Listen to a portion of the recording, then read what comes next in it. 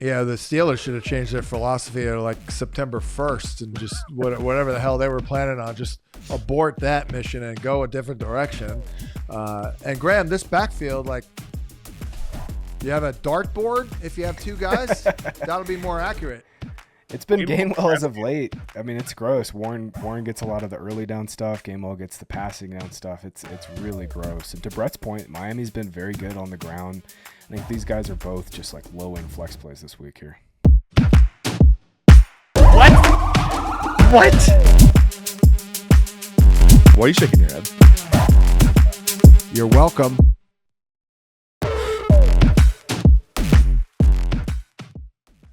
What is going on? Welcome to the Week 15 edition of Matchup Points here at fantasypoints.com. I'm John Hansen, joined by Graham Barfield and Brett Whitefield. Couple of fields here, ready to rock and roll. First week of the fantasy playoffs, and no more buys. So we'll have to not belabor points, I guess, or else it'll be a 4-hour podcast. Well, let's start with the Atlanta Falcons at the Tampa Bay Buccaneers, kicking off Week 15. Looks good for Big Mike. Does not look good for Drake London. Graham, I'll go to you. Fantasy, playoffs, Mike, Evans, yes or no, basically? I think you kind of have to. I question whether or not he's going to have like a full-time role, but yeah, it was just a collarbone. Legs should be fresh and healthy. And when he's played this year, in terms of separation, he's been at the top once again this season. He's just having, unfortunately, a really unfortunate year with injuries. They're going to play a ton of one high as well. Like anytime we get, Mike Evans in one-on-one matchups, it's a good thing. I think this really kills Egbuka. Like the volume has been amazing with him, John. He's just not done anything with it. Yeah. Evans, I think I'm playing him as like a wide receiver 2 this week. Egbuka's like probably more of a wide receiver 3 flex, I think, in this spot.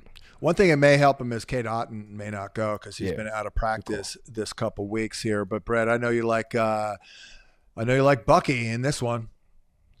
Yeah, I do. I like Bucky quite a bit. For one, he's passing the eye test. He looks good. I mean, looks fantastic on tape. So yeah, the force missed tackle potential versus like a Rashad White is pretty extreme. But more importantly, this matchup's really nice too. Atlanta's allowing 141 yards a game to running backs the last 5 weeks, 4.8 yards per carry. Some of that's inflated a little bit because of the Jonathan Taylor game, 5 weeks ago. But what we've seen year round is Atlanta really struggles against teams that can run the ball outside the tackles well. So any team they've played that has a good tackle duo, they've really struggled. Obviously, Tampa Bay as Wirfs and Godke here, so I think this is a really good matchup for Bucky. And just I like what I see too. Just to got to reiterate that point, Bucky looks really, really good. Yeah, no question about it. Some straggler items here. Not strangler, straggler. We don't want to kill anybody. Maybe Kyle Pitts, though. Kyle Pitts, straggler item. He's also limited in practice this week, by the way. Not the greatest schematic matchup. Graham, do you have any thoughts on Kyle Pitts for those who are in need here? I mean, he did come up pretty good last week, and he got 7 grabs for 59. Maybe if he does go, you kind of have to use him if you need him. Yeah, I think 2 things. The volume's been really good. I mean, he's been over 20% of the targets in every game without Drake London this year. That's awesome. I also think he looks pretty good. Like, this is the best he's run in a long time, in my opinion, in terms of getting separation down the field. Not as good of a matchup as it was last week, John. We were all over that. Seattle was a really good matchup for him. But yeah, I mean, he's their clear number 1 receiver by targets, and pretty decent low-end tight end 1. I think this has kind of been the case all year. Like after the top 3 or 4 tight ends in fantasy, it's just kind of like open. Pitts has been pretty good as like the tight end 6 or 7. Yeah, and Bijan, I think he'll do pretty well here in the passing game. He got 100 yards in the opener, and I absolutely looked. And over the last 5 weeks, Bucks are giving up, they're giving up like the 3rd most schedule adjusted fantasy points per game to running backs in the passing game, and Bijan got it for 100 in the opener. So like 10 yards attempt, 10 yards per attempt to running backs, which is crazy. Oh yeah, absolutely crazy. Cleveland Browns at the Chicago Bears. Your thoughts, Brett, on Shador? I actually played a Jerry Jeudy over prop, if you can believe that, last week. And I mean, it was an easy win in a tough week. But I saw that and I'm like, I have the confidence. And Fannon's, I had to write this week. Fannon's one of the most impressive rookie tight ends I've ever covered in 30 plus years. But what'd you see with Shador? Yeah, Shador's getting better every week. Some of that schedule, right? Playing the Titans, not the toughest matchup in the world, but he's looked better every week. In fact, in the data suite history, he has the lowest pressure to sack ratio in data for a rookie in data suite history. That completely contrary to the college film. And it's still a relatively small sample. We're talking 4.5 games here or something. So yeah, still a relatively small sample. And that could obviously change in a hurry, especially against a better defense in the Bears. This will be a good test to see kind of where Shador's at. But the accuracy in the ball placement is outrageously good. I mean, that was true in college too. That touchdown he had to Fannin in the corner of the end zone was just the ball placement there was a good throw. Yeah. And to your point on Fannin, he looks awesome. He has as many forced missed tackles as Puka Nacua this year. I think he's the hardest guy in the league to tackle right now. Nobody wants to see him in the open field. And Shador's also added the deep element to his game where he's targeting him downfield a little bit, which has been huge for Fannin hitting some of the high end plays that will cash in fantasy. So I like this. This is a good barometer game for them to see where they're at. Yeah. Plus, you can almost kind of tell that they're trying to get Jerry Jeudy going to be a thing, which is smart. I mean, he's their number one freaking receiver, and they got to challenge defenses with the pass here. Graham, any thoughts on the backfield? Judkins kind of underwhelmed a little bit last week, but we did get Jerome Ford placed on IR, so it looks like it's going to be just Judkins and Dylan Sampson along the way. But then again, Dylan Sampson might cap the Judkins upside, even though Judkins got a couple more grabs last week. Yeah, Judkins getting more passing down work, which we've needed for fantasy because obviously the big plays haven't really been there at all for the run game. But still Sampson, 23 routes. Last week, Judkins only got 12. That definitely hurts the upside to your point. I just wanted to pile on Fannin real quick. I think this is an amazing matchup, like almost perfect for him. Bears are really bad against slot receivers. Fannin runs nearly half of his routes in the slot. Bears give up fourth most yards, second most fantasy points per game to slot receivers. So, Fannin's like a must play this week. I want to ask you guys, is this finally the Luther Burden breakout week? Because like on paper, I really like this matchup. Browns play obviously very aggressive. There's ton of single high coverage at 67%. Burden is just crushing against single high coverages. Ranks wide receiver 7 by yards per route run against those looks. Brett, I wanted to ask you, what have you seen from Burden? What have you seen from this pass game without Odunze? Obviously, Caleb Williams is still kind of struggling to hit open the receivers, but it seems to me Burden's really their only chance at a big play among their receiver group. Yeah, the route running is still super sketch, man. Right. It's really bad. And then he's had a couple weird drops, too, that you just wouldn't expect. There's no doubt he should get some volume, though. So from that standpoint, I like it. He's dynamic after the catch, obviously. Most of that production we're talking about here against single high has been after the catch. So yeah, I feel pretty good about that component of it. I think the floor is relatively high. I say that although this guy's had 3 games this year where he's had negative fantasy points, but it feels like the floor has come around to where I think last week was a breakout game. Yeah, a little bit of it. Yeah. 467 or something like that. So yeah. But that's why I'm interested, Brett. He gets those manufactured looks, gets the carries, gets the short stuff. So plus the Bears are a little suspect there in that middle of the field. I think they are bad against tight ends in general. Tyson Campbell playing, looks like, is he playing the slot now? Or no, we're not even listing Burden as a slot this week because he's going to be likely. Yeah, that'll be Zacchaeus. Yeah.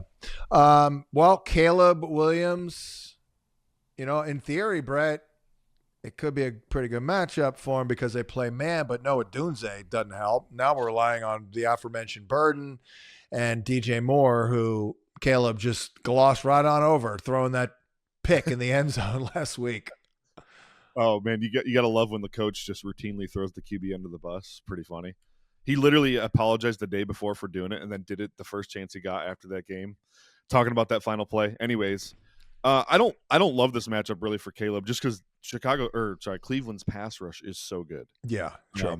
Myles Garrett's a nightmare, and I know Caleb's been fantastic at avoiding pressure. But Miles is just a Right. different beast, you know. True.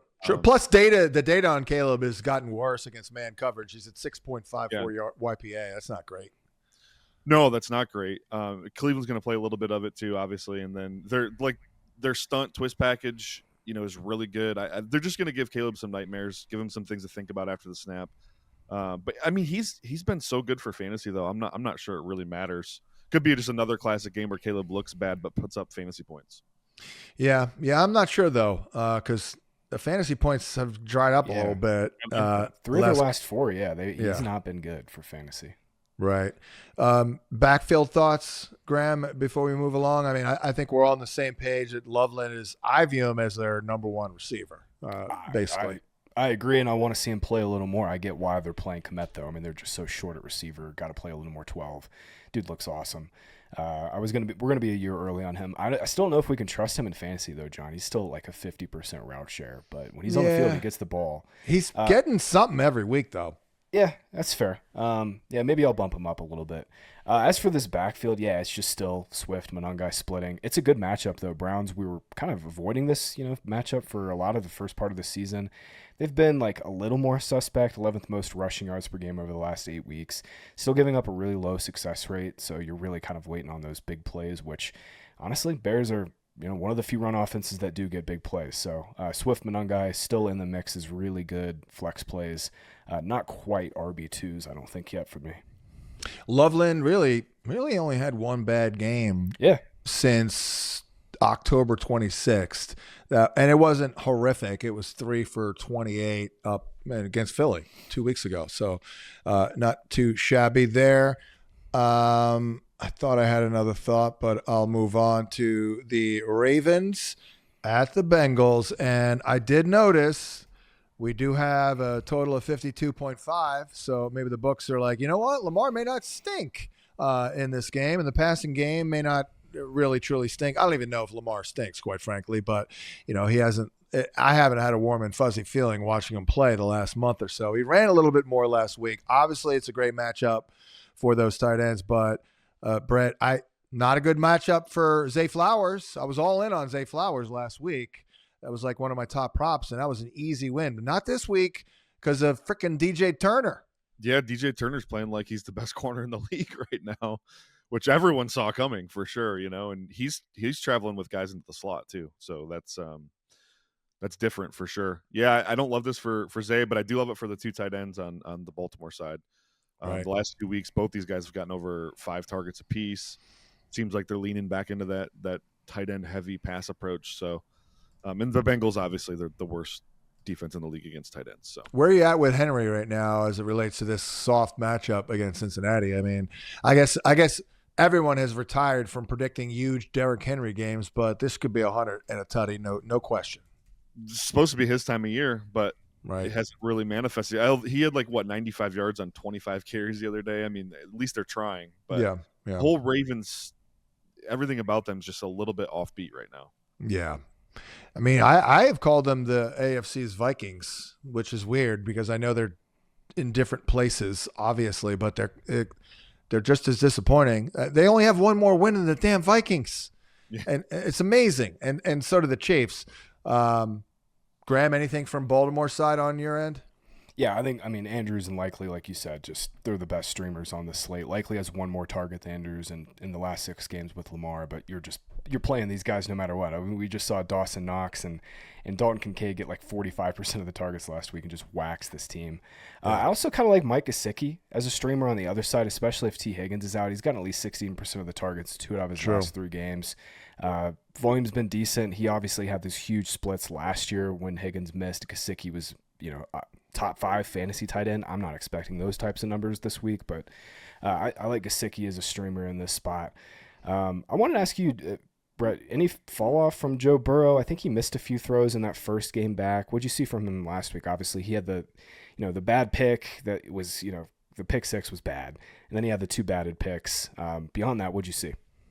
Yeah, I didn't even hate the pick 6. I mean, Christian Bedford made a heck of that was true. I mean, it's a ridiculous play. Yeah, he needs to get the ball up a little bit more, but not the end of the world. You're right, he is missing throws a little bit. But the thing is he still has those Like he had again 4 or 5 throws in this game. You're just like, holy cow, this guy can sling the football, man.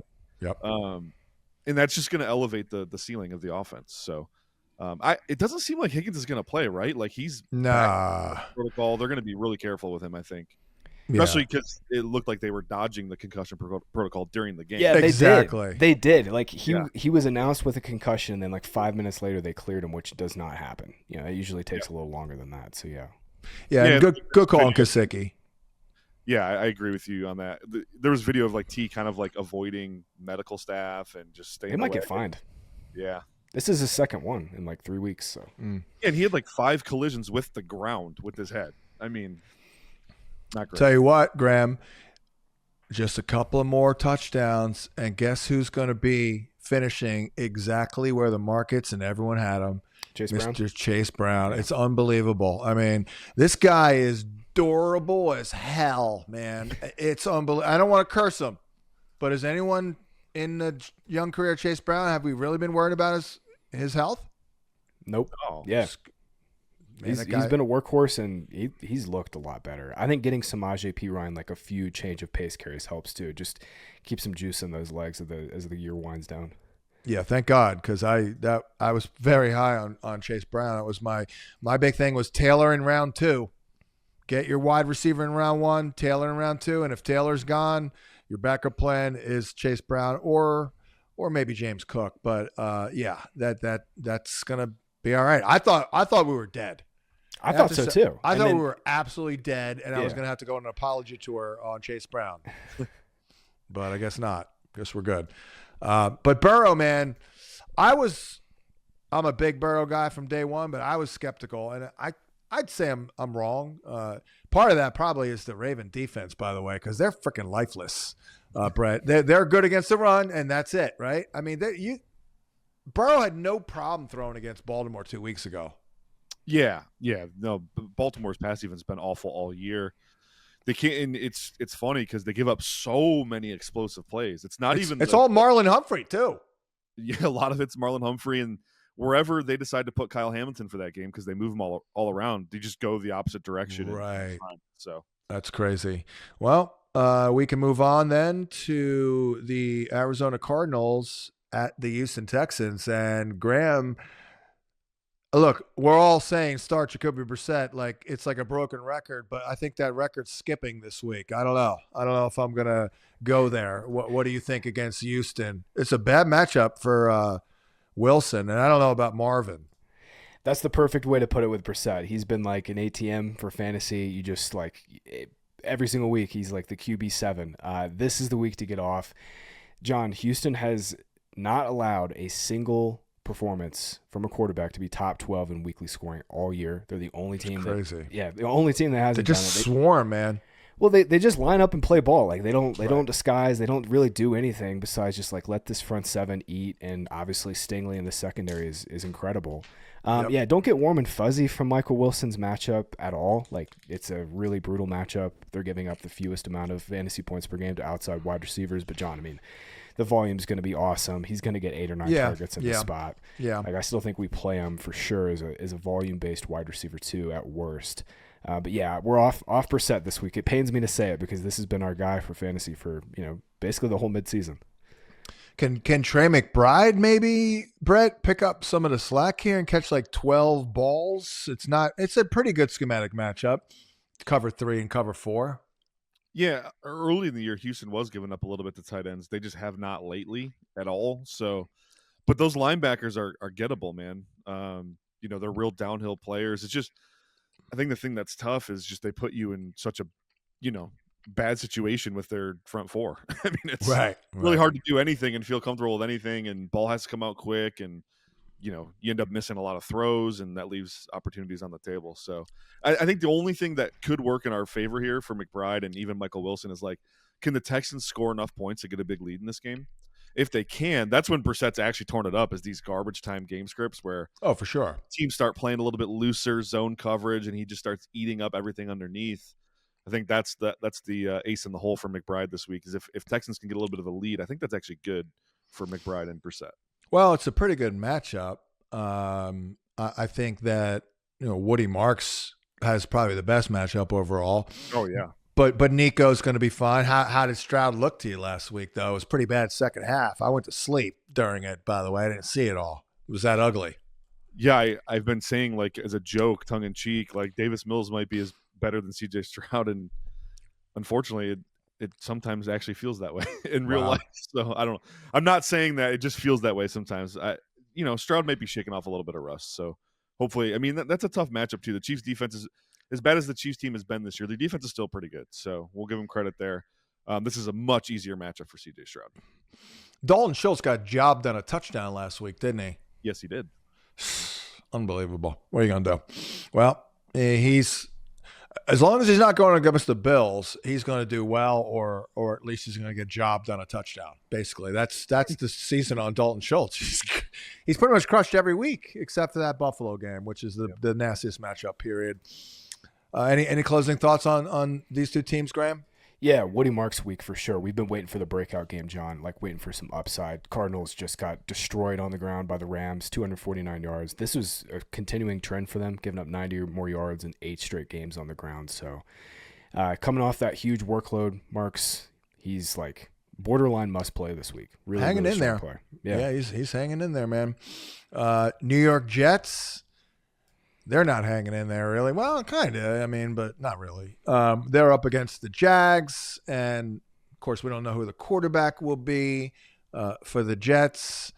Not the best matchup, by the way, for Breece Hall. He only got 30 yards rushing against them last December, and they're pretty good run defense, Graham, right? I mean, oh yeah.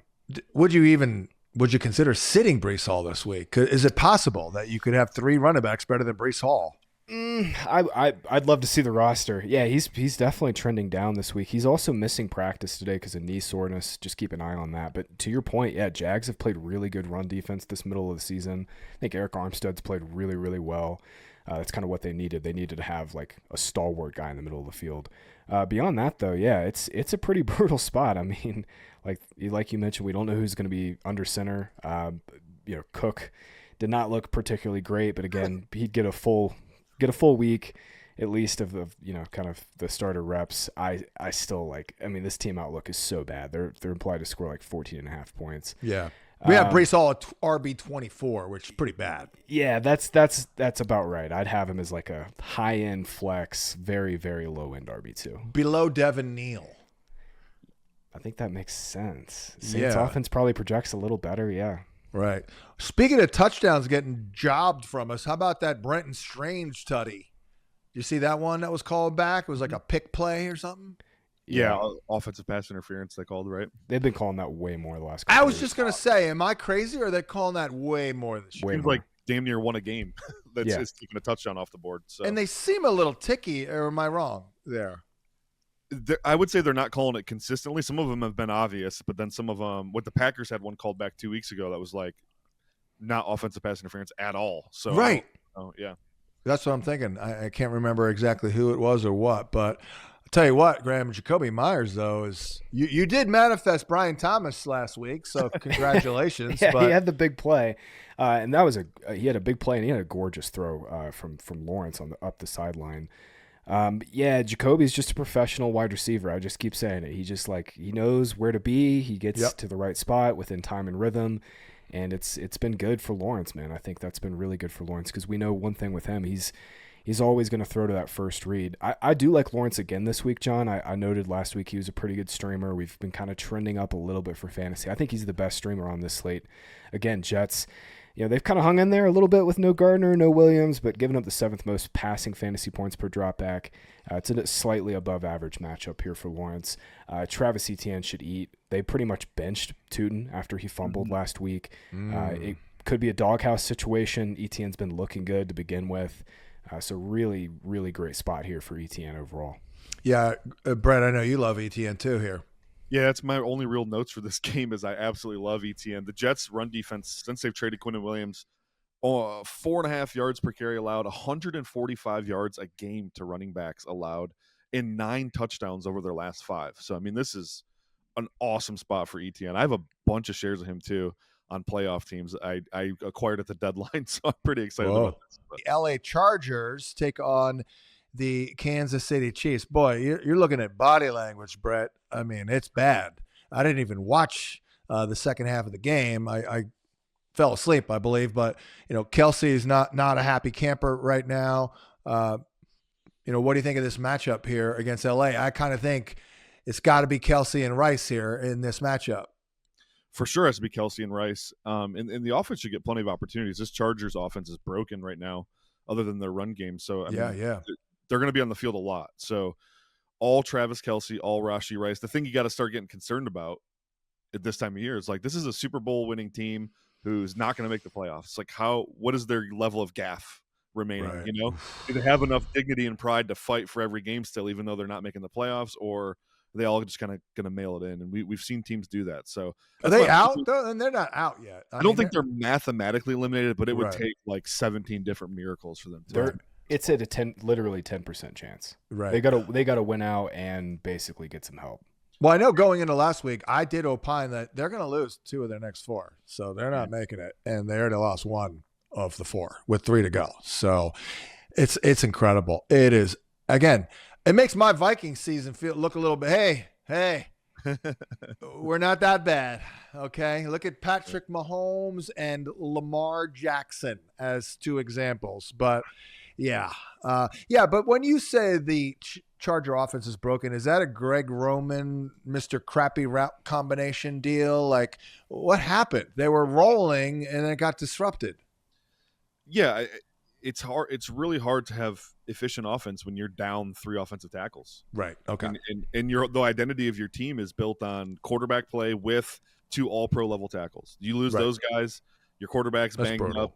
And then your third string swing tackle, Trey Pipkins, is now injured again. Yeah, right. And you're literally starting guys you found off the street. I mean, it's really hard to sustain a pass game. And I can't blame Greg Roman for really anything going on. Are there things that we should do a little better? Sure. But I mean, it's really tough. And it's not just the offensive line. Like last week with Herbert being hurt, man, they didn't go under center. He was under center just 4 times on his 41 dropbacks. Like that just makes you so predictable. He can't hand the ball off. He handed the ball off with his left hand once last week. Yeah. So everything's to the right, or they're running like this misdirection. It's just everything's a tell that the defense basically knows what's coming. It's very hard to operate. Well, that said, Hampton looked all right. He did. When he's downhill, he looks awesome. I worry about his lateral quickness a little bit, but that's not why they drafted him so high. So yeah, they drafted him to be the speedster Gus Edwards. Gus Edwards on steroids. Yep. Right. So they just want him downhill. Yep. Gap stuff downhill. Right. That's great for red zone stuff. I actually like Judkins a little bit more than Hampton. I feel like I thought Judkins had a little bit more Zuzu, believe it or not. I don't know. Maybe he does. Wiggle for sure. Hampton's tape was a little bit better probably, but Hampton just a bowling ball. Hampton remind me of? Maybe I'm wrong, but things just come to me. DeMarco Murray. Murray ran a little more upright, but Right. Okay. Yeah. But he wasn't stiff, but he certainly wasn't, Mr. Lateral for I guess a bigger guy. All right. Well, any closing thoughts on? I mean, do we just punt on Graham? Do you just punt on? I'll tell you what. I would not punt on Ladd McConkey. This is going to have to be a Ladd McConkey game. Connor stinks. Right. Yeah, exactly. I'm right there with you, John. I think this is like you play Hampton. I think Vidal's still in play as a decent flex, especially after he got all that passing down work. And then, it's just Ladd. I did have an interesting note here. Chiefs have been playing a lot more man coverage as of late. They deployed a season-high 47% last week against Houston. And why wouldn't you do that in this spot? Like, blitz a little bit, man behind it, get after Justin Herbert. And if that's true in this spot, Chiefs play a lot more man. It's Ladd. Yeah, exactly. He leads the team in targets, leads the team in yards per route run when he gets man-to-man. I think this is a pretty clear bounce-back spot for McConkey. I actually played an under on Ladd on the VSiN show on Monday. Oh, no. How bad did that hurt your heart? Oh, it hurts. This is your boy. So bad. Oh, it hurts so bad, but he did come through for me. He was a ghost in that game. That whole Chargers offense was a ghost, though. Yeah.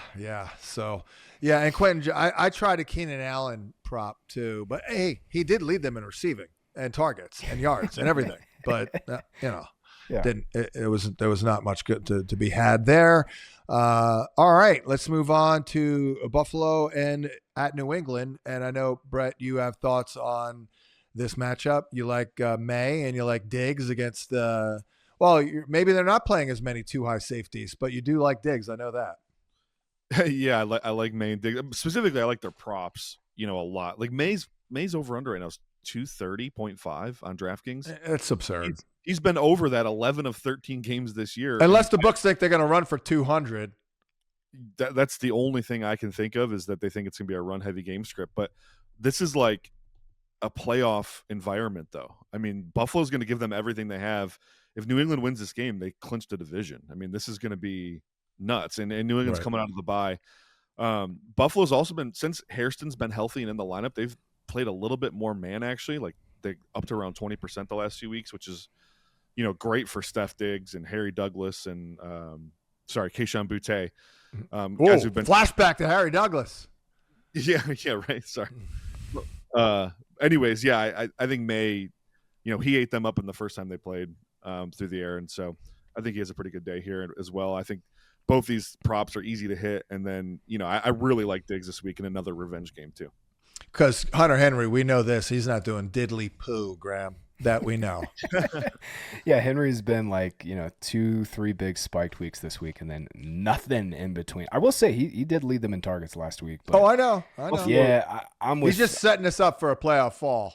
I'm with Brett though. Like, they got to get this Diggs connection, get back going. He's had 2 down games coming out of the bye.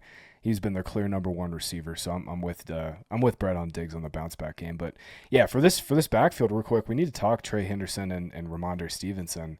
Last game, Stevenson I thought looked a lot better, looked healthier, and he took a big portion of the passing down work.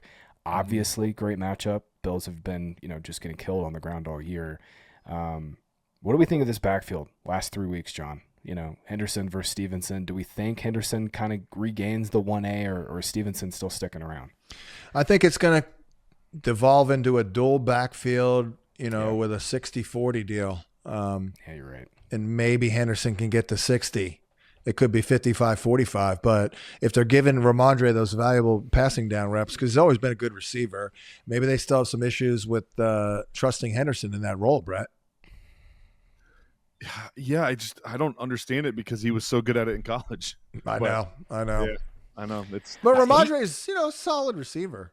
It feels like Henderson blew a couple pass pro reps earlier in the year, and they've kind of they've not trusted him since then. So Right. Makes me think we're seeing something. He's not like doing something in practice that they want to see. I'm not really sure.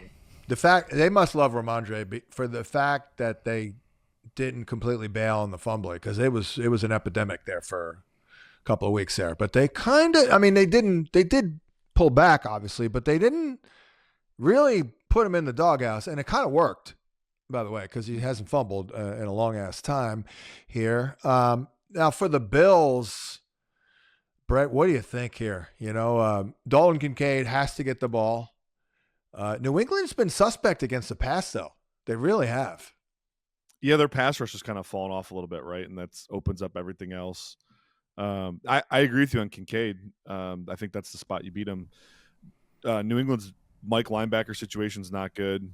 Those are, again, downhill run thumping players. They don't have coverage guys there. Their safety, there's the safety they're starting in place of Kyle Duggar, who they traded. He's like a career journeyman. So, and I don't know why I can't think of his name right now, but just not strong coverage guys here. So I think Kincaid's got to be the guy. Now I'm going to pull up that name because that's going to bother me. But now we'll move on here. Jalen Hawkins. Oh, okay, all right. Yeah, and James Cook, start him, right, Graham? Yeah, start him. He's kind of good. He should have had like 3 touchdowns last week. Fumbled at the 1-inch line. He had a flying touchdown that he got pushed out at the half-yard line. Patriots have not been as good against the run as of late either. So yeah, isn't that a pretty good schematic though? The outside zone up against New England, aren't they better on the man gap runs? I haven't looked into that, but maybe. Yeah. I don't honestly, for Cook, I don't think it matters a whole lot. The guy's he's been so good. The only thing that really matters for him is game script. But even then, he's gotten more involved in the passing. You're right. You're right. I think he's better on the outside, but you're right. He does well on the other ones too. He's arguably the best zone runner in the NFL right now. Right. Yeah, he's like a stud receiver who has no bad schematic matchup. It's like Nico Collins. Yep, pretty Something much. like that. Yep. Let's move on to DC at the Giants. And hey, I watched the Vikings game last week. Number one, the DC's run defense is complete buttocks. Okay, so I mean the fantasy cockroach. Get ready because that giant backfield is going to total 125 yards and 1 or 2 touchdowns. Brett, your boy Dart. What are your thoughts here? By the way, I heard the greatest Jackson Dart comp from Troy Aikman. Did you get it? I don't think so. Oh my God, it blew my mind. See, you might not even. You were -2 when this guy won a Super Bowl. So, Jim McMahon. He's Jim McMahon. As soon as he said it, I was like, oh my God, that's it. He's freaking Jim McMahon. I'm telling you, he's Jim McMahon reincarnated. Same moxie and all that, Well, my thoughts on Dart this week are play is over on his rushing prop. So, Washington's been horrible against scrambling QBs. Actually, these are statistically the 2 worst run defenses in the league the last 5 weeks. So. Right. Even JJ got like 20 last week, had a couple scampers. Yeah, and he hasn't been really willing to do that this year. Right, so. right. Yeah, exactly. Play Dart's over for sure. And then I even like Singletary and Tracy a little bit in this game. Just 100%. Yeah. Yeah, I mean, I just said they're going to total 125 yards and 1 to 2 touchdowns. I thought Rodriguez ran pretty well. Of course, they had to pull the plug on him in the second half for Ja'Cory Krosky-Merritt, Graham. They literally gave up last week. They were down by like 28 points. They're like, we're going to play like it's the first quarter. Yeah, once Daniels went down, kind of banged his elbow on that play, they're just like, screw it. I'm with you. I think Rodriguez has looked good for a couple weeks. He just has no upside for fantasy because he doesn't get any passes. He's got to score. Has to score. My note in this game is this is an amazing on-paper matchup for Wan'Dale Robinson. Commanders just giving up the most yards per game to opposing slot receivers. In their last 4 games together, Wan'Dale is averaging 8.3 targets per game. Volume's been very good. I also think it's a spot maybe for Darius Slayton, this Washington Commanders defense. I mean, they're just bad everywhere. Bad on run defense, bad in the slot, bad on deep passes, bottom 5 in terms of their efficiency allowed on deep passes too. So I think this is kind of a smoke 'em if you got 'em game for the Giants. I'm pretty bullish on this Giants offense this week. Graham, Wan'Dale Robinson leads the NFL in target share the last 6 weeks. My God. Leads the NFL. More than JSN? More than JSN, more than Puka, more than Egbuka, AJ Brown. Doesn't matter. Leads everyone. He got 6 for 55 with Russell Wilson, which means he'll probably get 8 for 75 with Dart. Naylor did well in the matchup last week. And everyone inside did pretty well in that game. And even Theo, but that's low end guy. I see here the data is not phenomenal. I guess they're not playing as much man because he's actually been good against man. But you're digging pretty deep if you're going with Theo Johnson at this juncture, although it is an overall good matchup. Let's move on to the Raiders at the Philly Birds. A.J. Brown heating up. Saquon Barkley heating up. I did mention Saquon a couple of times in the trade article. I'm like, these matchups are really good. Like last week, this week, he still has, I believe, the Giants and DC, but Graham might get Lane Johnson back as well. So I think Saquon's going to go on a little run here. Yeah, we were earmarking this stretch months ago. Just like, we know it's been bad. We know this offense has been bad. I'm pretty concerned about Jalen Hurts. I want to ask Brett about that. Right. But if we get Lane Johnson back, we get this run game back going. I mean, this Raiders team is lifeless, y'all. I mean, Geno Smith is going to miss this game, which arguably might help their offense. But right. I mean, huge spread. What is it? 12.5 points. Huge spot for Barkley to be a potential, week winner again after you had the big play against the Chargers. And you mentioned it, the squeaky wheel continues to get the grease. Just in the last 4 games, Brown has gotten 39, 26, 35, and 33% of the targets. That is exactly what you want to hear if you're an A.J. Brown owner. Hopefully you weren't like 4-9 going into this year, okay? These last couple weeks because of Brown. That being said, though, Brett, I want to ask you about Hurts, man. He looks a little broken back there. What's going on? Yeah, I think what we've learned about Jalen Hurts, he's the most offensive coordinator-dependent QB in NFL history. I mean, look at the ebbs and flows of his career. It's all OC-driven. It's pretty insane. True. He just looked completely non-functional the other day. It's sad. Yeah, I don't even know where to go with it because, this is a guy I was ranking inside my top 5 quarterbacks to start the year, and I just have no idea what to do with him right now. How about the total? 38.5 is the lowest on the board. The Barkley thing, I wanted to push back a little bit. The Raiders have actually been really good against the run. They've given up some yards production, but it's been on volume. But they're like 3.81 yards per carry allowed. That's it. Yeah, that's like the only thing they've done well. But to your point, but it's like they're huge dogs, man. Like Barkley's going to get all that volume. But do you think they're? Do you trust Eagles to score enough points to actually put them in a negative game script? Yeah, I do. I mean, the total's 38.5. I mean, Philly's defense showed up last week. I mean, I know, but I mean, that to me tells me the Eagles are going to win 28-10. Yeah, it's Kenny Pickett and Aiden O'Connell. It might be Aiden O'Connell. I kind of hope it is. But man, yeah. It's well, Dallas got it out of freaking nowhere last week, Graham. I mean, like, it's we gotta trust these recommendations we make, and you can't trust a tight end who had like 2 yards or 2 catches in his previous 2 games. Yeah, I wrote it up as like he's been boom or bust all year. The one thing we know he's not going to do is get a high volume of targets. He did get that last week, but he's been 18% or fewer of the targets in 5 out of his last 7. It's really just been all AJ Brown and Devonta Smith. Tough against tight ends. Brett, yeah, Raiders have been good against tight ends this year. Really. Oh good. No, yeah, that too. But I'm talking about I was going to pivot over to Brock Bowers. Oh yeah, because that's not good either. We saw Gadsden pretty much get shut out last week. I thought our guy, Jack Besh looked pretty solid last week. Maybe he starts ramping him up. Just evaluate this guy like he's a potential one. Yeah, it's nice that they finally realized they spent a 2nd-round pick on a receiver and put him on the field. It's kind of crazy. And he looks good. He does. That's stupid Raiders. They should have been featuring this guy like 8 weeks ago. Or trying to, at least. I mean, they didn't win any games anyway. True. You know? Where are you at with Genty right now? Both of you, anybody? I mean, the eyeball test is fine. It's just, sure. This team is so dysfunctional. I don't know. Where are you at, Graham? Like, can you trust him in fantasy right now? I mean, this is what I was saying last week to Scott. I was like, Janty might be hurt. He hurt his ankle. That was Scott's point, but it doesn't matter because the offensive line is so bad. Like you can't get a good evaluation of how he's actually playing. Yeah. He's getting the checkdowns. That's kind of helped him for fantasy, but he's 46th in yards before contact among 50 running backs. Sample. Did you see some of the data I was throwing in the chat the other day? Like 64% of his carries, he's gotten hit behind the line of scrimmage. Yeah. No running back can function in that. Yeah. Right. Especially a guy that like his calling card is that burst, and he can't even take a step without getting hit. I mean, that's bad. But I will say it. When he does have room to navigate, he does look good.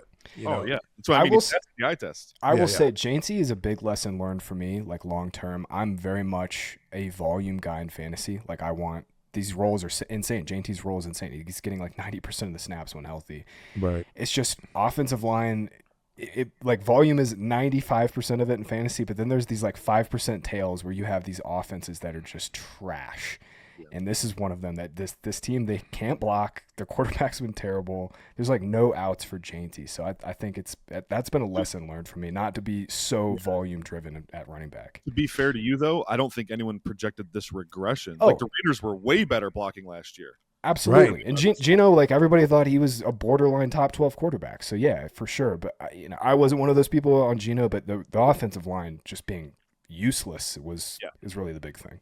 Yeah, no doubt. Let's move on to Green Bay at Denver here, the Week 15 edition of Matchup Points at fantasypoints.com. Is it hyperbolic, Brett, to say that this could be the worst possible matchup for Bo Nix? No, that's not hyperbolic. If Bo Nix woke up this morning, it's probably the worst possible matchup for him. So but I mean, zone heavy defense that can rush the passer is scary. It's not just zone heavy either. It's the disguises they're doing in Green Bay are disgusting. They're confusing everybody. Even Jared Goff is like had some trouble this year with and Goff is like a master at reading coverage, and he's been puzzled a couple times. So it's like Yeah, I love what Jeff Hafley's doing there, and they have all these corners and safeties that can do both, and they do all these inversions and clouds, and all these crazy disguise blitz looks and sim pressure. It's a lot of fun. This is nightmare fuel for Bo Nix for sure. Graham, this was last week. That was R.J. Harvey's breakout game. Yep. I think. Yeah. What about carrying that over here? I mean, you could get a lot of touches. Agreed. Definitely breakout game. Best he's looked in terms of his decision-making, burst. Obviously, I thought he ran through contact extremely well. And then the roll was awesome. We finally got rid of Tyler Bidet and Jaleel McLaughlin. Harvey got a huge workload. He was up near 70% of the snaps. That's what we want, especially in this spot. And, to Brett's point, Packers have an incredible run defense. If you're Sean Payton, you've been watching this Bo Nix tape now for the entire year. Wouldn't you want to just scheme up an awesome run game in this spot? And that's the one thing that Green Bay has struggled against. They've given up 90 or more yards in 8 straight games on the ground, given up a couple of big play games in terms of 100-yard games as well. So yeah, I think this is clear RJ Harvey spot, and then I honestly have no idea what to do with the rest of this Broncos offense. Sutton scares me. Bench your ass. I think Sutton's just a low end flex at best. Maybe he is a sit. And then they got Pat Bryant mixing in more, which has killed Troy Franklin. We're dividing 212 yards by 11. 6 ways, yeah. No, 11. No, you're right. Yeah. It's gross, man. It's Sean Payton. I jokingly said something on Zveason. I was kidding, half kidding. It's Bo Nix doesn't have any chemistry with his receivers. He's throwing to 11 different guys every week. This is my beef with Matt LaFleur for the last 3 years too. He's finally gotten away with that. Have you noticed that with Watson? He's just all right, this dude's a freak. We're just gonna throw it to him. Right. He even said it in his post game too. This guy, he's good. We got to get him the ball more. Yeah, 100%. Get your popcorn ready though. Pat Surtain versus Watson. I don't know. We're not projecting a shadow, Brett, but that's got to be the matchup more often than not. I think I'm going Watson. We've seen them shadow Surtain plenty of times. It wouldn't shock me if they just identified that as the guy they got to stop. That's what Denver does. They look at your best player and they go, nope, we're taking that away. So I wouldn't be surprised if they shadowed him or at least got him on Watson 70% of the time. So right. Riley Moss isn't bad. He's seemingly always in the guy's hip pocket. He can run. He reminds me of do you guys remember Nevin Lawson for Detroit? Oh yeah. 6, 7, 8 years ago, whatever. Dude had the tightest man coverage in the league, except he could never find the ball in the air, and so he just could score on him at will. That's Riley Moss. Riley Moss has given up 9 touchdowns this season. It's because his coverage is exceptional. He literally has no idea how to find the football in the air. Wow. Yeah. I don't think he's going to learn that ability at this juncture. No. Yeah. You don't usually. Yeah. There's no go to talk to Deshaun Watson or Deshaun Jackson. I think he's the best I've ever seen at picking in terms up of ball tracking. Yeah. Unbelievable. Jordan Love. I mean, this is in theory a pretty good matchup for Jordan Love, Brett, if they're playing a lot of man. Schematically, for sure. I mean, I just don't love Denver's defense against any quarterback, but Jordan Love is playing awesome. I mean, he's been a top 5 QB this year for sure. Right. Well, that offsets my J.J. McCarthy because every time I said to take McCarthy, I took Love. I took them both. It was a package deal. I'm one of them's hitting. Yeah. Granted, it's a slow bus here, but at the end of the day, Love is going to probably end up being the QB7 on the season. He's going to throw another 30 this year, for sure. And how did Jaden Reed look? I like how Jaden Reed and Watson's games they merge, very complement each other very well. Yeah, I agree, and I thought he looked good. They made a concerted effort to get him the ball a lot out of the gate too. He's definitely a big part of their offense. And I think kind of what we were talking about earlier with the rotation settling down, you're seeing that a little bit. Watson's the guy, and then Reed is going to be the number 2. And there's going to be game scripts he's the number 1. So, but it's good to see them have 2 guys they can really trust.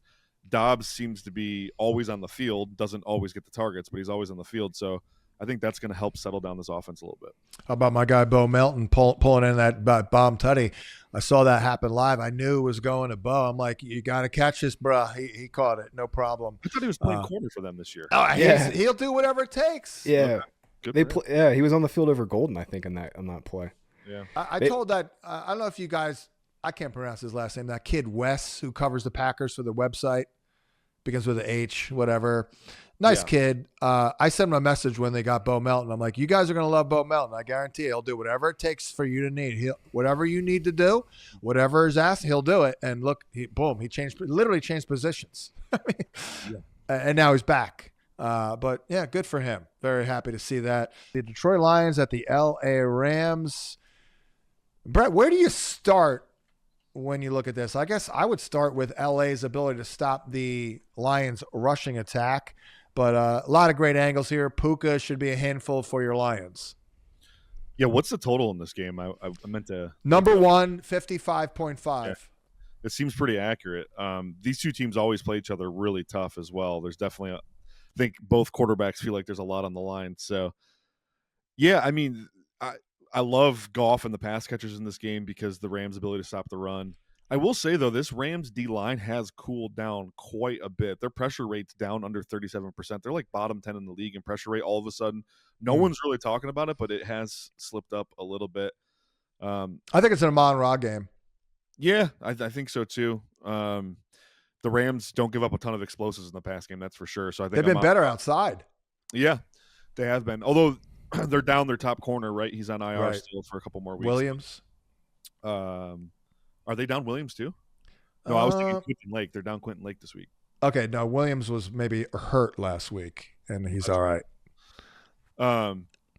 Yeah, I agree though. I'm on Ra game. I think J-Mo's still heavily involved. Here's the thing: the Lions don't have a tight end that catches passes. Like they have basically a bunch of blocking tight ends now with all the injuries they've sustained, and that's pretty much it. So I think Gibbs a heavy workload in the pass game. Mm-hmm. I'm pretty scared about the run game, though. And then, obviously, on the other side, Puka and Adams should eat just all day. Yeah.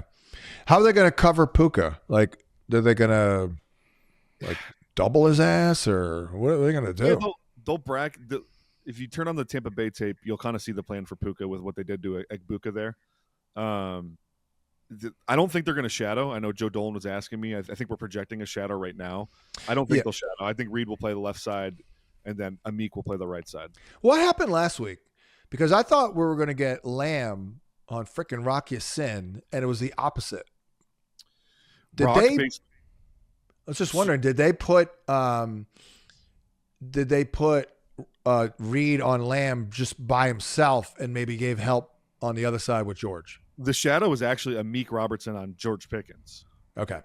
Right. Until that was a big emphasis, and then I think Pickens got him once early in the game. And they flipped it and put Reed on Pickens a little bit. But Amik does really well with physical receivers. Both Adams and Puka are very physical, so I have no idea if they do shadow. It seems like this would be a game they don't, because Puka and Adams have a little overlap in what they do.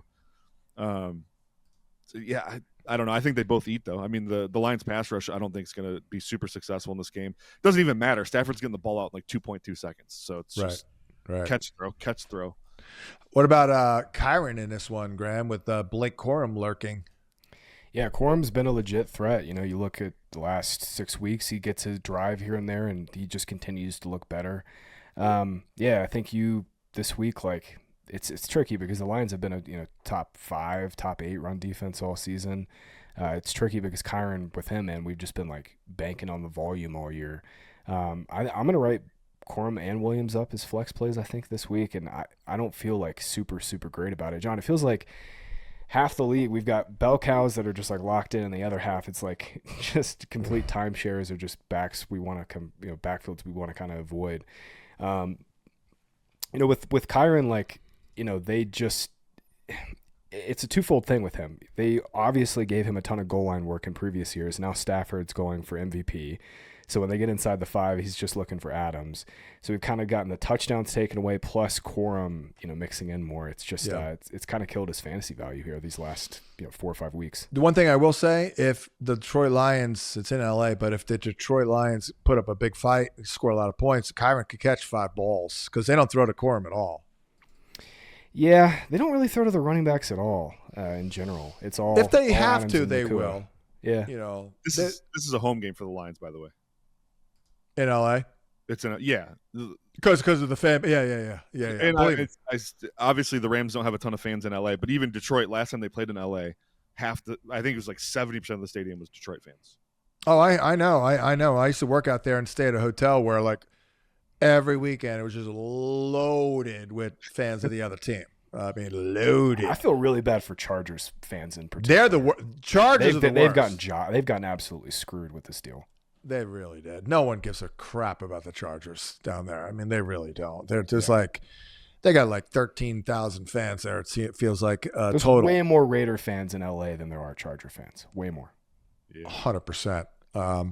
Because they were so close by and they were like a rival anyway. And they were awesome too for all those years. Raiders were good. Yeah, absolutely. Yeah, buzzkill. All right.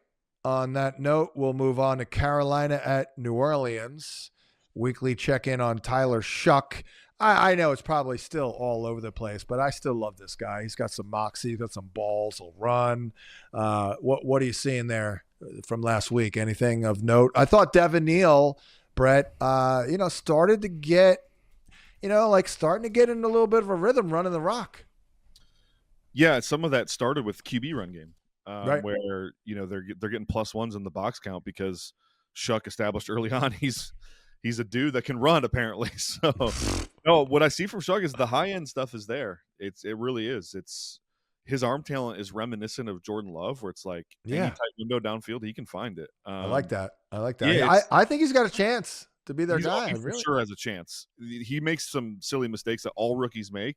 The concerning part is he's 27 years old. So, but I still give him rookie benefit of the doubt. I like what I've seen. They're going to definitely roll the dice with him next year for sure, and try to dig out of this, team building hole that they're in with the cap space and all that. They're lights at the end of the tunnel. If they keep true to the plan and don't restructure any more contracts, they have no dead cap for 2027. So commit to the suck, commit to Shuck, and we'll be good in 2027. I think. And it's evident they have a good coordinator in Kellen Moore. Yeah. You know what I mean? Awesome. It's good. Yeah. You know what I mean? Like, how about this one? Juwan Johnson's been in the NFL for 12 years. I know it's not 12, but it seems like 12. They were apparently he was a teammate of Shuck's for a year. Yeah. That's crazy. Anyways, Graham, where are you with this Carolina Panther backfield here? Yeah, throwing up, not happy, puking again. It's pretty gross. I mean, it's like this backfield has been awesome for fantasy for 2 years now. Started last year. Obviously, Canales, he's a great coach. He gets run production wherever he's gone. Hubbard was the workhorse last year, got the huge workload. Dowdle comes in and kind of gives them a jump, a little bit of a jolt in the middle of the season, and then now we're back to this full-on split. John, you look at their last 2 games in terms of snaps, it's been 52 to 49% in favor of Dowdle, carries slightly in favor of Dowdle. It kind of feels like a hot hand situation where right. Canales is going to give these guys 6 carries to start the game, and whoever has a couple explosives and is looking better will probably lead this backfield in carries. I think it's kind of reminiscent of how you put the Patriots backfield. It'll probably end up being some sort of like 60-40 split. If there's one thing you want to hang your hat on, Dowdle has gotten a little more red zone work. That being said, though, it just sucks. It sucks, and it's like the worst time of the year, too. Obviously, week 15 here with the fantasy playoffs here. Got to give credit to Staley, Brett. I mean, this St. D, they're not that bad. I don't know who the personnel, but Quincy Riley is giving up 0.17 fantasy points per route run. Not a household name here. What do you think? Are the Saints actually good on defense? Yeah, I mean they're back to being a team that stops the run, so it starts there. They've been stopping the run on early downs, which gets them into favorable passing situations, which helps a ton. But they've rebuilt the secondary. Something on my show, First Read with Joe Marino, we lavished praise on them in the offseason for how they rebuilt the secondary. Quincy Riley being a big part of that. Alante Taylor is a dude who's been an absolute stud for that.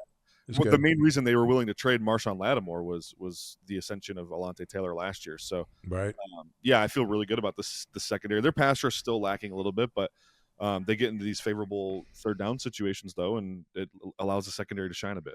Well, in Cameron Jordan's defense, he's been in the NFL since the 90s. So, I mean, and is he hurt? No. And is Chase Young's actually doing something this year? Chase Young's having a pretty decent season. I think Brian Brisset, Carl Granderson, they have a nice little rotation. They don't have any studs, but they got a rotation of bodies that, they can cobble it together a little bit. Right. Well, Ted, looking good. I still kind of like Coker as maybe a little bit of a sleeper going forward. They do need a second target, and why not Coker? Like a big slot. Olave kind of a must start, Graham, and then Juwan Johnson's hanging in there, even though Valet is kind of a thing. Valet is helping the offense here, but are you still pretty relatively high on Juwan? Yeah, I mean, it's just the volume's been pretty good. Last game it wasn't. Shuck, that game kind of got weird in terms of the game environment. Shuck only had like 25 dropbacks or whatever it was. But yeah, he's still okay as like a low end tight end one. My only other note on the Panthers pass game is this is a really tough spot for Coker. Saints are giving up the second fewest receiving yards per game to opposing slot receivers. They've been really good in the middle of the field this year. It should be. It's obviously a run heavy, slow offense and that's Alontae Taylor nowadays, I think. Yeah, it's not a great spot for Coker, and it's just not. This game environment kind of sucks too. Like the Panthers want to play run heavy and they want to kind of drain the clock. Saints have been up in pace, up in plays this year, but they've been a little more run heavy with Shuck as well. So it's kind of a meh game.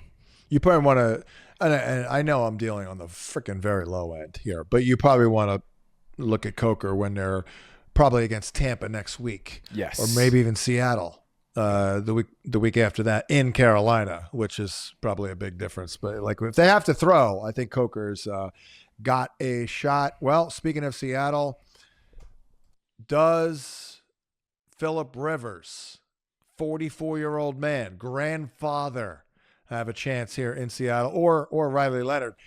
Brett, what'd you think of Riley Leonard last week? I thought it could have looked a lot worse. Yeah, it definitely could have looked worse. I mean, they kept the short stuff going for him to kind of prop that completion percentage up a little bit, just get the ball out quick, which was smart. I don't know what to think here, guys. I mean, I actually did go back and watch the 2020 tape on Rivers. It's still 5 years ago. It's not like it was last year, Right. It looked really good, so we'll see. This is a not a game I'd want to come back out of retirement for. I can tell you that. Yeah, exactly. Like, holy cow, this is not the game. So you either throw Leonard to the Wolves or a 44-year-old grandfather. Yeah, my lean is that they're not going to ruin a young man's confidence with a game like this. They do it to Rivers, who, right, is just a 5-game fixture or 4-game fixture at this point. So Colts are so dead, by the way. They're not going to make the playoffs. They're not going anywhere. Yeah, Graham, is it over I would say Tyler Warren is still playable, but I don't know. I know Riley Leonard did okay last week, but especially in this matchup, I'm not going anywhere other than JT and Warren. I'm with you. Yeah, I think you full fade Pittman and Pierce, and it stinks because those guys have been awesome, especially Pierce on the deep stuff. It's a twofold thing. Obviously, this quarterback situation, no clue what's going to happen there. And then, Seattle's just the best, or maybe even the second best behind only Houston against outside wide receivers. The only thing we can hang our hat on here, John, with Warren is the matchup. Seahawks have been pretty giving to tight ends, second most yards per game to tight ends. And with JT, you know what they're going to do. They're going to give him 25 carries and tell him and Quentin Nelson to have just all world games to try to keep them in this game. But yeah, I knew it would be bad. When I was going through the games on Tuesday, going through the implied team totals, I knew it would be bad. But the Colts have a 14.5 implied team total. Literally jump started the heart because I have JT on all my best teams. It's only the Raiders have a lower implied team total, and that's the Kenny Pickett, Aiden O'Connell mess there with Vegas. So, yeah, not a good team outlook at all here for the Colts, unfortunately. Yeah, the 11th highest total out of 16. Whoop-de-doo. And speaking of whoop-de-doo, Ken Walker, Mr. Whoop-de-doo, 10 carries. This is the week, John. 29. This is the week. This is the week we've been talking about, that we know Walker's going to have one of these weeks where he goes for like 100 yards and 2 touchdowns, and no one's going to be on it. This could be it. It could be it. This could be it. It could be it for sure. I'm so fed up with Ken Walker. I just made a dynasty trade with him. I moved him for Travis Etienne and Kenneth Gainwell on a start 13 competitive team. That's a great move. Wow. We'll see about Gainwell, but that seemed like you moved him just for spite. I did a little bit. I mean, it's a start 13 team, and I got two backs I can play right now. I got some guys beat up. So Right. I mean, honestly, I mean, I might want ETN long term because it seems like Walker's just going to be a committee back his whole career. Yeah. Those guys just have no upside unless somebody gets hurt. ETN does kind of scream, though, if he gets a deal somewhere else. Of course, I said this about DeAndre Swift, and I was wrong. But it does scream like, yeah, he's not going to be as good outside of that contract year. But, yeah, I did say that about Swift, and I was incorrect on that. I did like Darnold a lot last week. He came through. Don't know about this week now. With this, they're going to take the air out of the damn ball. They might throw it 4 times in the second half. Yeah, that's problem. That might even be high, honestly. Colts don't have either of their starting corners, though. Sauce and Ward are both IR'd now. Yeah, so. JSN's going to go off, but that might all be in the first half. All right. Well, get ready for Zach Charbonnet. Be sipping on some Charbonnet, watching that game, because we're not getting freaking Ken Walker volume to close it out. I don't think it'll be Mr. Downhill Charbonnet. Let's go to the Tennessee Titans at the San Francisco 49ers, and I'll go to you, Brett. Again, Niners, not a great pass rush. You can throw on them. Some signs of life, a little bit out of Cam Ward last week. Your thoughts here on this matchup? Yeah, I got a CMC note that I'll get to later, but Ward is just such a fun guy to watch. I mean, there's so much talent in there. You hope it comes out, consistently, but also just a very likable guy. Signs of life for sure, man. Alec Ayumanor the last 6 weeks is leading all receivers in separation. Which is really cool. Chimere Dike looks like a legitimate vertical threat from the slot. Yeah, I think he's pretty good. They found 2 guys. They got to go draft one probably in the first round here, this next draft, first or second.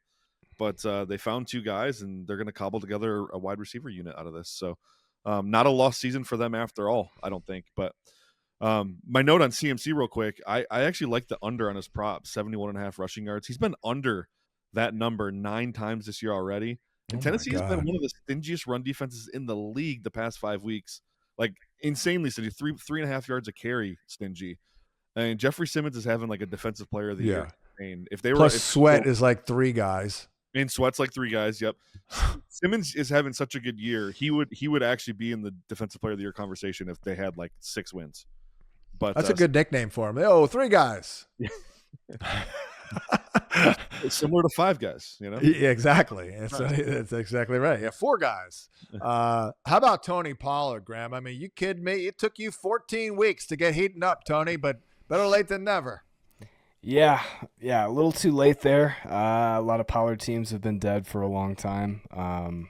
Yeah, I mean, he's just a flex play this week. I think it's enough to like keep, they go back to it. It's kind of been trending this way where Spears was getting all the passing down work and they were kind of limiting his role in the run game. It didn't matter because the Titans were getting smoked every week, and then they finally play in a competitive game because of Pollard. He had those big plays. Pollard gets all the volume. I question if they can keep this game close. Niners out of a bye. I know their defense has been a little bit better, but we're talking about a 12.5 point spread here. This is a huge game for the Niners as well in terms of their playoff chances. This will be Kittle again, and probably Juwan Jennings, I would think. I think that's been all it's been. I got to see it with Pearsall. I mean, he's just not. This offense. He's a one-trick pony. I wonder if the knee injury zapped him of some of that burst too. Oh, for sure. No, I'm 100% convinced that Ricky Pearsall is good when available. Problem is durability. Thy name is not Ricky. That's the issue here. Minnesota Vikings at the Dallas Cowboys. I watched the game again. Brett and JJ wasn't perfect, but that game last week, I know it was Washington. That was the literal blueprint of what I thought every game was going to be. We're going to work in our running game, stay ahead of the down, diverse rushing attack, and we're going to throw inside a lot. Throw inside, check it down. Right. And he threw 3 touchdowns, without a lot of volume. That was literally the exact blueprint. Maybe I'm crazy, but it seemed like they made some adjustments to, kind of work inside a little bit more. I thought that would be a thing the whole year with Hawkinson, but what do I know, I guess. But what'd you see from JJ? Yeah, I mean, I think he continues to get better. They didn't put a lot on his plate. I'll say that. He had 23 pass attempts in this game or something. but it looked good. The best he's looked for sure, probably since the Detroit game. Right. In the Detroit game, he was handed positive field situations on 6 of those drives, right? He had 6 scoring drives under 30 yards in the Detroit game. So this was like a legit his first game where he led long drives. So I think that was good for him. Oh, yeah. Some of the metrics pop. Like he's got the highest hero throw rate in the NFL, which is crazy. But he's taking way too many sacks and he's putting the ball in harm's way. But this game was a little bit better for that stuff. Don't you think it would have been better if they had an edict like we got to get Hawkinson the ball? Like enough, am I crazy? Because it seemed like too much of the hero throws all year. I know it's a deep passing game, but my analysis was they're gonna be some bullets to Hawkinson down the seam, and we haven't seen them. Yeah, I've complained a little bit about the play selection. Even when Wentz was playing quarterback, I was complaining about it. So some of that is at the fault of the coaching staff, but also like JJ just has to get to his check down faster. Some of it comes down to that, where it is a deep passing concept, but you still have a built-in check down for a reason. So go find that guy, live to fight another down. You don't have to force it downfield. So we're seeing it, come together. He's only started 7 games at this point. Oh, I know. Yeah. As I mentioned, Drew Brees did the broadcast, and I love Drew Brees in 2002, and he sucked. And I heard from over 30 people told me I sucked. And Drew Brees is going to make the Hall of Fame because it took him 4 years. He said it on the broadcast. He's like, it took me 4 years. Now, granted, we're not giving anybody 4 years these days, but give me 1.5, 2, give me 2. This time next year, if JJ's not measurably improved, then I'd say he might not be the guy. But what do you think about this matchup for JJ, Brett? Back to you. I mean, I don't love it in some regards because Cowboys are really good up front, in the middle specifically, with Quinnen Williams and Osa Odigizua and Kenny Clark. And that's where the Vikings have been terrible on the offensive line, is those interior guys. So I think you're trying to limit sacks and limit that, how often your quarterback's under pressure. It's not a good matchup for that. Yeah. Scheme-wise, though, I think JJ could piece up the secondary pretty easily if given time. I don't trust the O-line to give him time. So another game where you're going to be looking about being intentional to get the ball out quickly and find your check down. Find Hawkinson, for God's sakes. I mean, it's a cliche, but it's because it's true. Yeah. A big body receiver in the middle of the freaking field is again, that was my analysis with Hawkinson. Obviously that didn't work out. But by the way, I will say, I believe last week was the first game where all 5 guys played the entire game on the offensive line, including Kelly. That's pretty remarkable. Maybe one other game where they had the 5. I think there was one other game where they had the 5, but they didn't all play the whole game. So, I mean, I would imagine that would help. Graham, I think this is a Javonte Williams game. Yeah, that's a good call. I mean, great game script. Problematic matchup for Dak. Yeah, sort of, kind of. I mean, and the Vikings have how much the Vikings have given up? 6 points a game to quarterbacks. 6. Some of that is just the low volume. The teams they faced, because their offense has been so bad, they just haven't really had to face a whole lot of pass attempts. But yeah, I don't know. Dak probably isn't must start this week, but he's just been so good. I think for Dallas, the big thing is Lamb's status. CeeDee Lamb got a concussion in the last game. He's had the extra time to get this right, though. We'll see if he's available. Obviously, if he's not, Ryan Flournoy, a little bit of a deep sleeper. If you're in trouble at receiver, maybe you got a playoff team, you're loaded at running back, but in trouble at receiver. If Lamb misses, I think you can play Flournoy. On my bench in the Dynasty League. Do you believe that crap? Oh, man, no, you got him? I'm kidding. I do have him. Oh, wow. Yeah, I picked him up in September. Nice. Yeah, I mean, he's a good little player. I want to ask you, Brett, what was the George Pickens thing? What happened last week? The effort was just not as good as it has been. Anything to be concerned about? Buddy, yeah. I mean, I was texting John during the game. I'm like, I think Pickens is DK 2.0. Oh, no. What's funny, though? We spent all week last week bagging DK, and then he goes out there and he puts up that game. And he's covering kicks on special teams. He's a gunner. Yeah, I'm like, Yeah. okay, so we criticize DK's effort level, and he's out there playing special freaking teams, whatever. In my defense, I've been ripping DK for months, though, Yeah, not weeks. Years, actually. Yeah. Yeah. So I mean, Pickens he got frustrated a couple times, I think. Crashed out. If he crashes out, it's over. If he crashes out mid-game, and I it's over. almost wonder if boom. Yeah. I almost wonder if the talk of the franchise tag got him out of his game last week. I mean, maybe that's crazy, but I had heard the franchise tag going into that game for the first time, and all of a sudden George has a bomb. Maybe I think the Lions corners just play so physical. They're basically interfering with you on every play. It's just how often they get called. I think he just got super frustrated and abandoned ship. Well, we'll see a lot of Isaiah. Yeah, he did abandon ship. A little bit of a front runner, you're saying. Yes. He'll see a lot of Rodgers. But here's the passing yards given up by the Vikings. And again, some of it is, we don't need to throw like Seattle. But 169, 180, 142, 94, 99. Wow.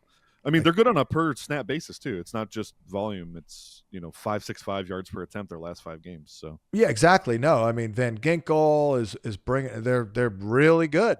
So that could. But Graham, this game has the 4th highest total on the board. Yeah, and that's Dallas offense just getting a lot of respect. One matchup note just on Dallas' side is Pickens has been significantly less efficient against 2 high coverages than single high. He's averaging nearly 2 yards more per route run against single high than 2 high. Obviously, Vikings play a ton of 2 high because they blitz so much, can't leave their cornerbacks on an island. So that'll be a Lamb game then if he's out. Yeah, that's what I was about to say. Yeah, this is all Lamb, and it might be a little bit of a Jake Ferguson resurgence game because they leave the middle of the field open so much. Right, good call there.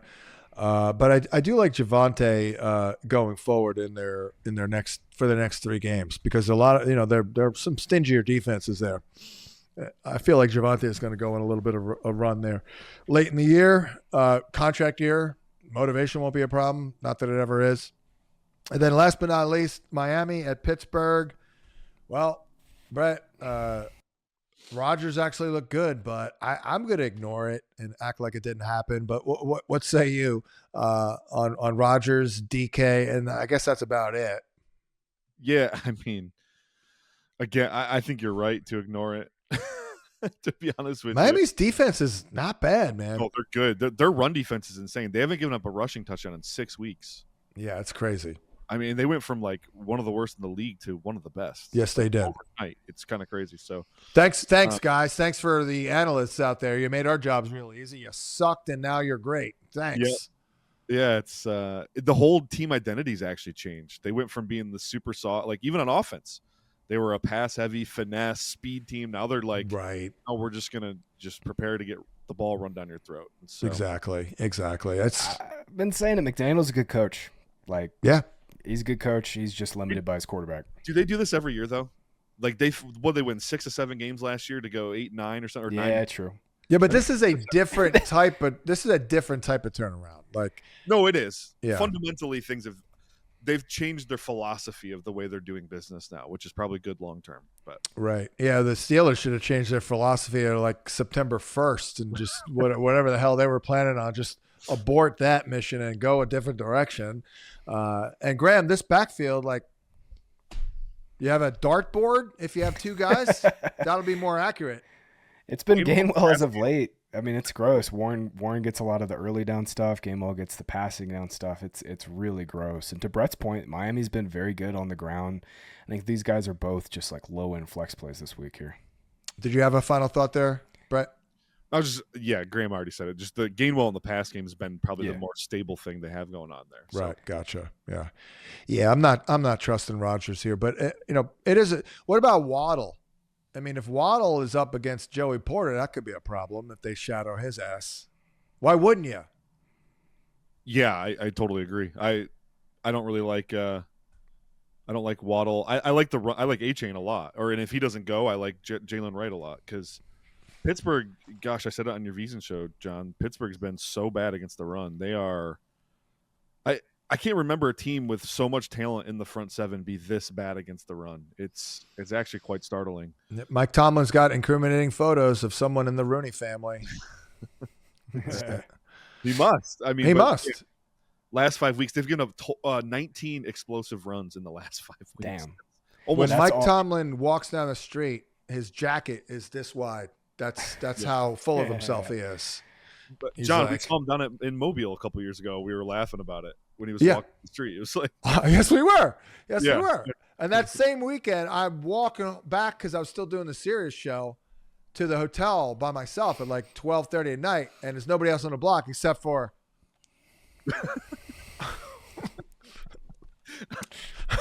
On that note, we'll wrap. We're saying Mike Tomlin's walking down the street like he owns like literally the entire both sides of the street, the roadway. It's all him.